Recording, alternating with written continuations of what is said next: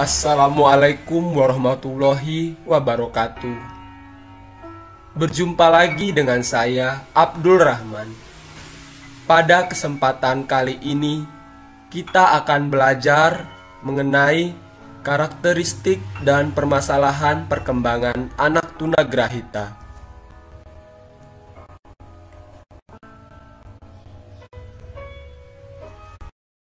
Pengertian anak tunagrahita.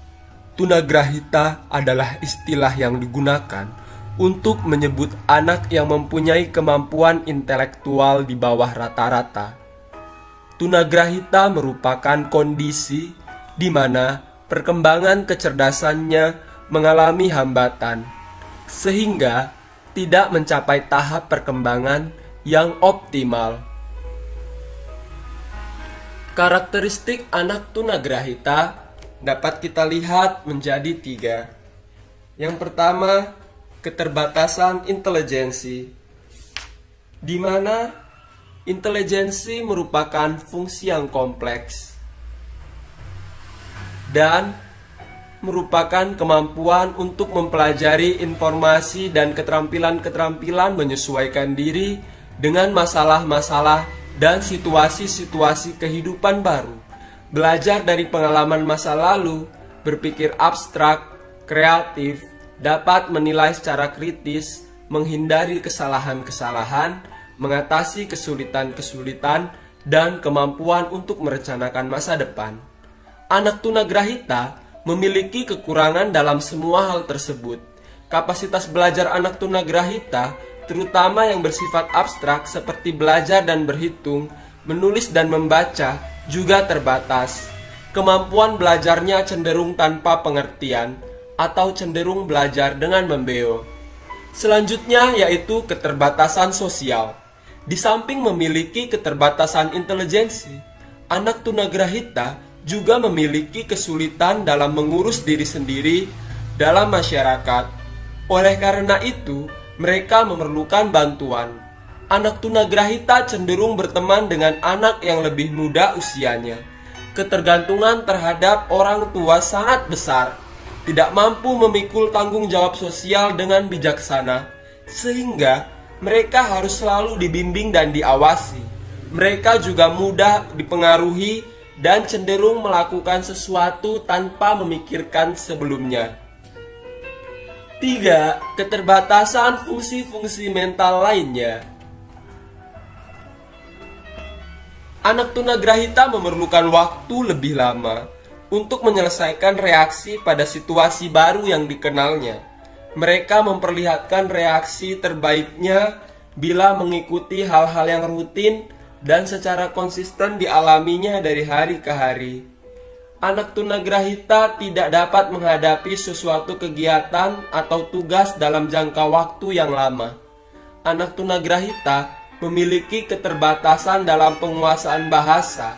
Mereka bukannya mengalami kerusakan artikulasi, akan tetapi pusat pengelolaan perbendaharaan kata yang kurang berfungsi sebagaimana mestinya. Selain itu, anak tunagrahita kurang mampu untuk mempertimbangkan sesuatu, membedakan antara yang baik dan buruk, dan membedakan yang benar dan yang salah. Ini semua karena kemampuan terbatas sehingga anak tunagrahita tidak dapat membayangkan terlebih dahulu konsekuensi dari sesuatu perbuatan. Klasifikasi anak tunagrahita. Pengelompokan pada umumnya didasarkan pada taraf intelijensinya, yang terdiri dari tunagrahita ringan, sedang, dan berat. Tunagrahita ringan. Kelompok ini memiliki IQ antara 68 sampai 52 menurut Binet, sedangkan menurut skala Wechsler memiliki IQ 69 sampai dengan 55. Mereka masih dapat belajar membaca, menulis, dan berhitung sederhana. Dengan bimbingan dan pendidikan yang baik, tunagrahita ringan pada saatnya akan dapat memperoleh penghasilan untuk dirinya sendiri. Pada umumnya, anak tunagrahita ringan tidak mengalami gangguan fisik. Mereka secara fisik tampak seperti anak normal pada umumnya. Oleh karena itu, agak sukar membedakan secara fisik antara anak tunagrahita ringan dengan anak normal. Bila dikehendaki, mereka ini masih dapat bersekolah di sekolah anak berkesulitan belajar. Ia akan dilayani pada kelas khusus dengan guru dari pendidikan luar biasa. 2. Tunagrahita sedang. Kelompok ini memiliki IQ 51 sampai dengan 36 pada skala Binet dan 54 sampai dengan 40 menurut skala Wechsler. Mereka dapat dididik mengurus diri sendiri, melindungi diri sendiri dari bahaya seperti menghindari kebakaran, berjalan di jalan raya, berlindung dari hujan, dan sebagainya. Anak tunagrahita sedang sangat sulit bahkan tidak dapat belajar secara akademik seperti belajar menulis, membaca, dan berhitung. Walaupun mereka masih dapat menulis secara sosial, misalnya menulis namanya sendiri, alamat rumahnya, dan lain-lain. Dalam kehidupan sehari-hari, anak tunagrahita sedang membutuhkan pengawasan yang terus-menerus.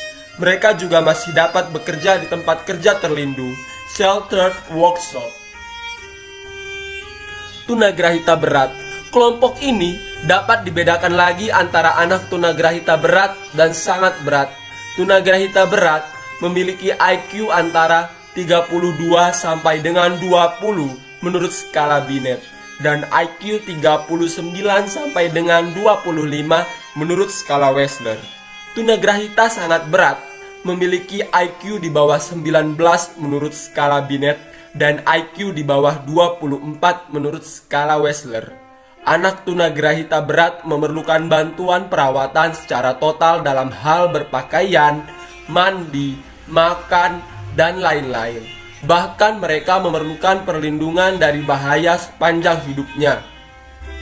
Perkembangan fisik anak tunagrahita. Fungsi-fungsi perkembangan anak tunagrahita itu ada yang tertinggal jauh oleh anak normal, ada pula yang sama atau hampir menyamai normal. Di antara fungsi-fungsi yang menyamai atau hampir menyamai anak normal ialah fungsi perkembangan jasmani dan motorik. Perkembangan jasmani dan motorik anak tunagrahita tidak secepat perkembangan anak normal sebagaimana banyak ditulis orang. Perkembangan kognitif anak tunagrahita.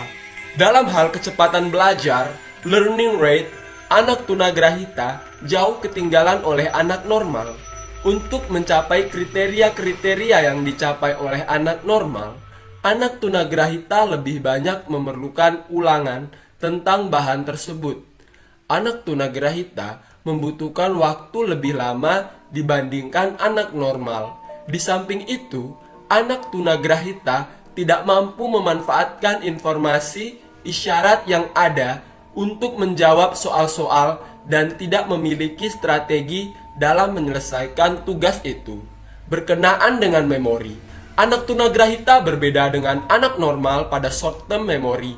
Anak tunagrahita tampaknya tidak berbeda dengan anak normal pada long term memory. Daya ingatnya sama dengan anak normal, akan tetapi bukti-bukti menunjukkan anak tunagrahita berbeda dengan anak normal dalam hal mengingat yang segera, immediate memory. Fleksibilitas mental yang kurang pada anak tunagrahita mengakibatkan kesulitan dalam pengorganisasian bahan yang akan dipelajari. Oleh karena itu, sukar bagi anak tunagrahita untuk menangkap informasi yang kompleks. Perkembangan bahasa anak tunagrahita. Perkembangan bahasa erat kaitannya dengan perkembangan kognisi. Keduanya mempunyai hubungan timbal balik. Perkembangan kognisi anak tunagrahita mengalami hambatan, karenanya perkembangan bahasanya juga akan terhambat. Perkembangan vocabulary anak tunagrahita telah diteliti secara luas. Hasilnya menunjukkan bahwa anak tunagrahita lebih lambat daripada anak normal. Kata per menit, lebih banyak menggunakan kata-kata positif, lebih sering menggunakan kata-kata yang lebih umum, hampir tidak pernah menggunakan kata ganti, lebih sering menggunakan kata-kata yang bersifat khusus, tidak pernah menggunakan kata ganti, lebih sering menggunakan kata-kata bentuk tunggal, dan anak tunagrahita dapat menggunakan kata-kata bervariasi. Perkembangan emosi, penyesuaian sosial, dan kepribadian pada anak tunagrahita. Perkembangan dorongan dan emosi berkaitan dengan derajat ketunagrahitaan seseorang anak. Anak tunagrahita berat tidak dapat menunjukkan dorongan pemeliharaan dirinya sendiri. Mereka tidak bisa menunjukkan rasa lapar atau haus dan tidak dapat menghindari bahaya. Pada anak tunagrahita sedang, dorongan berkembang lebih baik, tetapi kehidupan emosinya terbatas pada emosi-emosi yang sederhana. Seperti anak normal, anak tunagrahita akan menghayati suatu emosi jika kebutuhannya terhalangi. Emosi-emosi yang positif adalah cinta, girang, dan simpatik. Emosi-emosi ini tampak pada anak tunagrahita yang masih muda terhadap peristiwa-peristiwa yang bersifat konkret. Jika lingkungan bersikap positif terhadapnya, maka mereka akan lebih mampu menunjukkan emosi-emosi yang positif itu.